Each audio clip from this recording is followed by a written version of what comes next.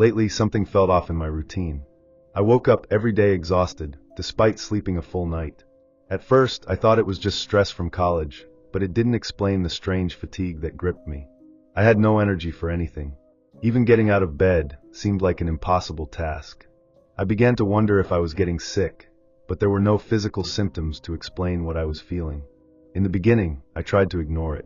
After all, university life is hectic, and constant tiredness seemed like part of the deal. But as the days went by, the feeling only intensified. The exhaustion was persistent, like something was draining me while I slept. My mind felt foggy, and I was in a constant state of half-wakefulness, unable to fully rest. What bothered me even more was the strange coldness that seemed to hover in my room. My apartment had always been a cozy place, but now it seemed different. The air felt thick, almost suffocating. The weirdest part was the cold I felt, particularly in my bedroom. Even though I had the heater on, there was an unshakable chill in the air. It wasn't just the winter weather, it was something else. I didn't know what it was, but it made me uneasy. My bedroom, once a peaceful sanctuary, now felt oppressive, as if something were lurking in the shadows. I began to pay closer attention to my sleep patterns. I would go to bed at midnight, like usual, and try to sleep until 8 a.m., but I never woke up feeling rested. I couldn't understand it. I had no problem falling asleep, but I would wake up feeling like I hadn't slept at all. It was as if the sleep wasn't even helping me recharge. My body felt heavy and drained, and no matter how much I tried to relax, I couldn't shake the fatigue. I decided I needed to find out what was happening. I'd heard of people using cameras to record their sleep when they were feeling uneasy, and I thought it might help. Maybe it was just my imagination, but I needed proof. I had to see what was going on while I was asleep. So that night, I set up my laptop, positioning the camera to capture the entire room, especially the door. If something strange was happening, I would find out. As I climbed into bed that night, a sense of unease washed over me. It wasn't that I was afraid, but there was a strange feeling in the air.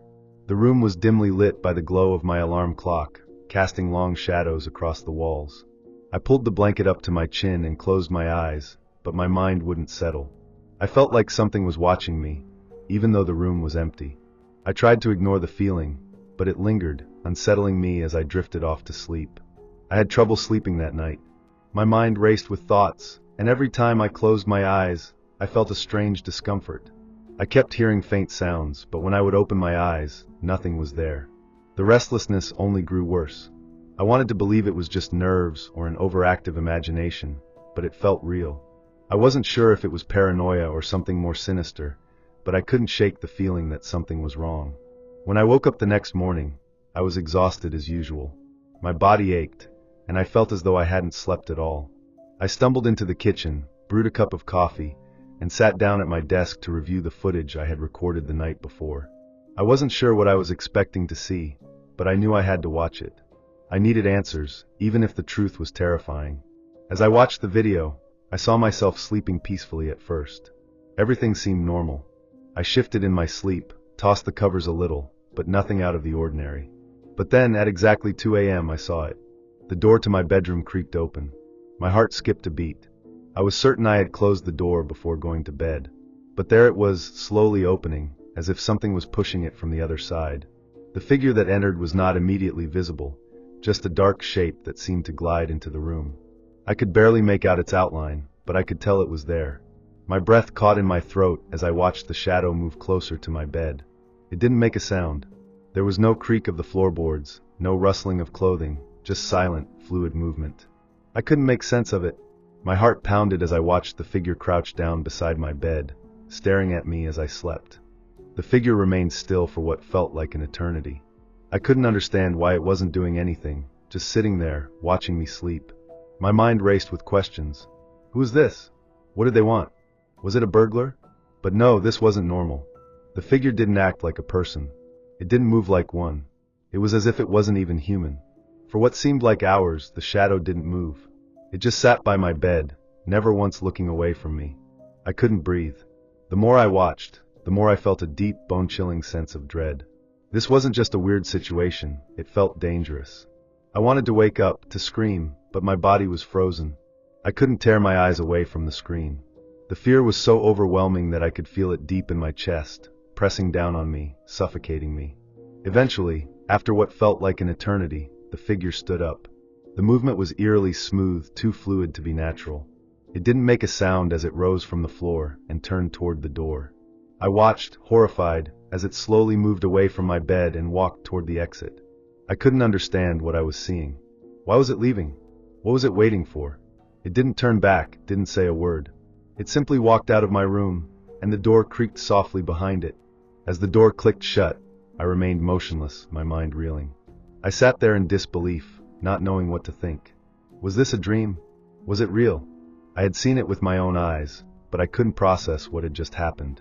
My body was still frozen in fear. I replayed the video over and over, but the footage remained the same.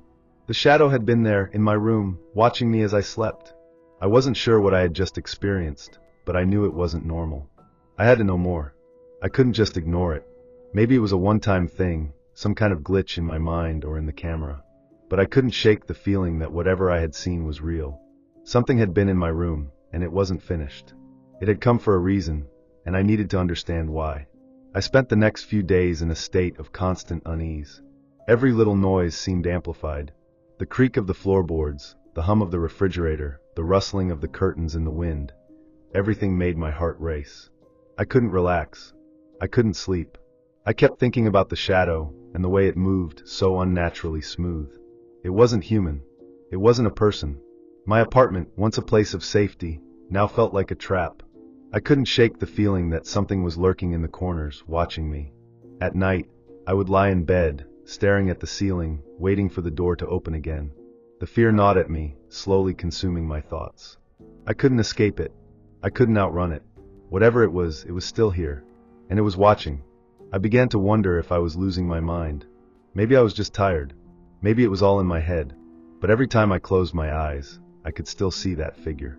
I could still feel its presence in the room, even when it wasn't there. The fear became a constant companion, following me everywhere. I knew something was wrong, but I didn't know how to stop it. The days blurred together as I struggled to maintain any sense of normalcy. I went to class, tried to study, but my mind was always on edge. I couldn't focus. I couldn't sleep. It was like the fear had seeped into my bones, and no matter how hard I tried, I couldn't shake it. My apartment had become a prison. I couldn't escape it.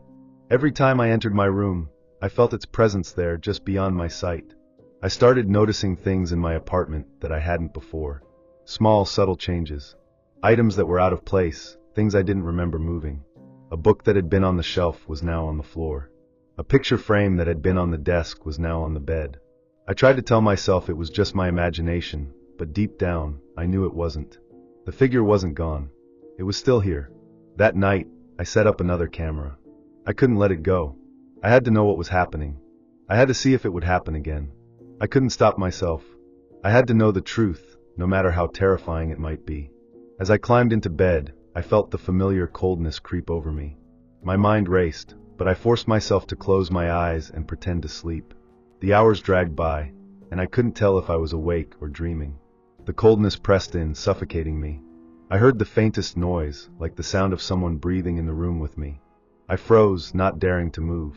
Was it the wind? Was it my imagination? Or was it something else? I turned my head, trying to see through the darkness, but there was nothing there. Nothing but the suffocating silence. And then I saw it. The door creaked open again. The shadow stepped into the room, just like before. I couldn't breathe. It didn't matter that I was awake this time. The fear was just as real. I could feel it all around me, thickening the air, suffocating me. The figure moved closer, just as it had before, and I could feel my heart pounding in my chest. I couldn't move, couldn't scream. I was paralyzed with terror. The shadow crouched beside my bed, just inches from me. I could feel its gaze on me, even though I couldn't see its eyes. It was as if it was waiting for something, and I didn't know what. I didn't know how much time passed, but it felt like hours before it finally stood up and walked toward the door. I couldn't move. I couldn't think. I just watched, helpless, as it disappeared into the dark hallway. I turned to check the footage the next morning, my hands shaking. I knew what I had seen, but I had to confirm it. The camera had caught everything. The door opening, the shadow entering the room, the stillness, and the quiet departure. It was all there. The evidence was real. It was no longer just in my head. The figure was real, and it wasn't done with me yet. As the days passed, the presence in my apartment grew stronger. The fear was all-encompassing. It followed me wherever I went. Even when I left the apartment, I couldn't escape it. I started to wonder if I was losing my mind. But deep down, I knew it wasn't my imagination. I knew what I had seen, what I had felt. And now, I was convinced that whatever it was, it had some sort of purpose. It wasn't just watching me, it was waiting for something. That night, I decided I had to confront it. I wasn't going to let fear control my life any longer. I wasn't going to be a passive victim. I had to do something. I spent hours researching, trying to find answers, looking for any explanation that might make sense of what was happening. But everything I read only deepened my sense of dread. There was no logical explanation. There was nothing that could explain what I had seen. I set up the camera again, but this time, I was prepared. I wasn't going to cower in fear. I was going to face it head on. As I climbed into bed, I felt the familiar chill fill the room. My heart raced, but I forced myself to breathe slowly, calmly. I was ready. I wasn't going to let it control me. The door creaked open at exactly the same time. The shadow stepped into the room, just like before. But this time, I wasn't paralyzed with fear. I didn't let it take hold of me. I stared at it, willing myself to stay calm. I didn't know what I was facing, but I knew I couldn't let it consume me. The figure moved closer.